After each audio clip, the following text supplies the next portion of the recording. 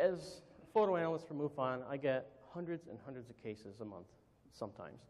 Video, photos, and many times we get things like this. These are called flash artifacts to me, but to other people they call them orbs and things like that. What are orbs? Well, orbs can be this. At night, when you set off your flash, I can guarantee you, any one of you in this room tonight, if you take your camera outside, turn on a flash, take a picture, you will have orbs. That's why you have hairs inside your nose, to filter that stuff out, because the air is full of dust and dirt. It's suspended. You're actually breathing a suspended slurry of stuff every day of your life. I know that sounds gross, but that's what's happening. And when you take a flash photo of it, that's what it looks like. Now, that line you see is most likely a spider web that was from a ballooner, a spider, a young spider ballooning through on a strand, and it got stuck and stressed between something. Interesting stuff. And to prove that, I created my own. This one I took outside my house. I just pointed this camera right here up into the sky, popped the flash, all right, and I took a picture, all right. And when I took a picture, that generated orbs. And you know what? I have orbs, just right now. Now, the point being that they're everywhere. So as a photo analyst, whenever I see photos, the first thing I do is I look at the data on the photo. How do you do that? The data is called exchangeable image file format data, EXIF data, all right? You can see whether a flash has been fired on a photo. And if it has, and if it's a night photo, guess what?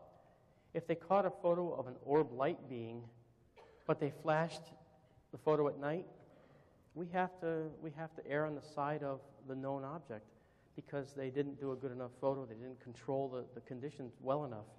So people have to be cognizant of the fact that it may not actually be a usable photo to us because it's a known object or can look like a known object or be explainable as a known object.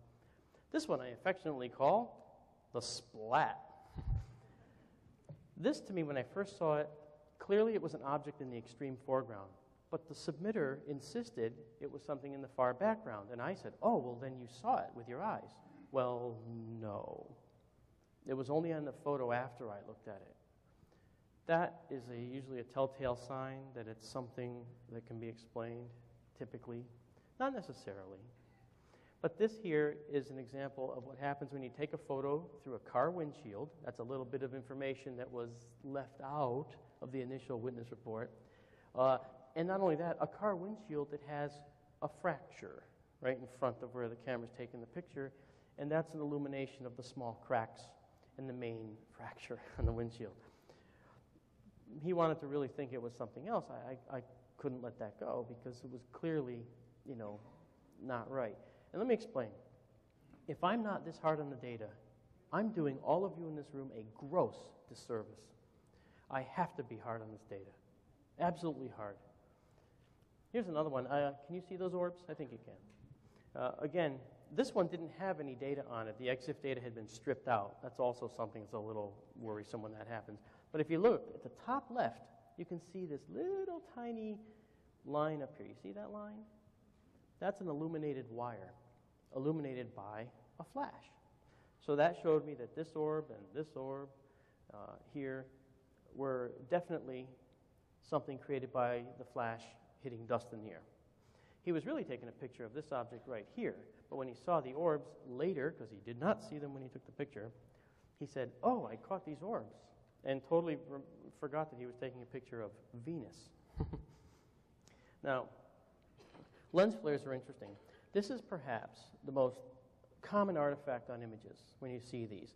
Now, it's used to good effect by filmmakers. J.J. Abrams, who did the latest Star Trek movie, says, oh yeah, I use lots of lens flares, and boy did I get a lot of crap for it. He overused it, and you can see it when you watch the movie. You see a lens flare. It's so dramatic, and it's so overused. But lens flares are interesting because they have a classic look. If you notice, this looks sort of like a mushroom head upside down, but you see this tail? If you draw a line down through that tail, it takes you right to Apollo 16. If you draw a line down through this, it takes you right to this hot spot here, down at the bottom. And if you draw a line through this, and stay parallel, it'll bring you right to this hot spot down here. There's a bright light here and a bright light here. And they're overexposed because when you look at the exchangeable image file format data, I'll call that EXIF from now on. When you look at that, this was an 8-second photo, time exposure, which is fine. But the other big clue is the secondary images. Here's a red pair of secondary images of the same lights, and down here is a green set of images, okay, a tertiary set of images of the same lights. Red and green, okay, are obviously colors of the spectrum, and sometimes this happens in a camera lens. You get that separation of colors. In some instances, they call it chromatic aberration. In other cases, it's called a dramatic separation of the colors. But the other thing that's important here is that these lights are the color of the sodium vapor lamps. Now, these are overexposed, and when you overexpose a color, it tends to get brighter and whiter. But if you look, isn't that the color of the sodium vapor lamps? You're used to seeing that right there. It is. All right. So that was the famous Altoona Lights sighting, this one back here, sorry. And John Ventry, who just spoke before you, State Director of Pennsylvania, handed this photo to me, gosh, probably a year or more ago to analyze. And I told him, yeah, it's certainly just lens flares in this particular case to the best of my ability. And I went out and generated some to show how it happens. Apollo 16, another famous lens flare right here. If you notice, there's also these rays over here on the left side of the image and over on the right side of the image. There's some as well, but it's a little bit cut off because I had to crunch this down. Originally, I was going to do the presentation right out of my directories, just bringing up images, because I was going to do live image processing. Instead, because it's going to be kind of hard, on the video, I made a PowerPoint presentation about 15 minutes ago. So I just put it all together in a PowerPoint. But you'll notice that the astronaut's shadow indicates this photo is being taken into the sun. Remember this. Any photo taken into the sun will most likely generate lens flares, rays, that kind of stuff will appear. These kind of artifacts will appear on most of those photos. First thing you look for. Here's a neat photo.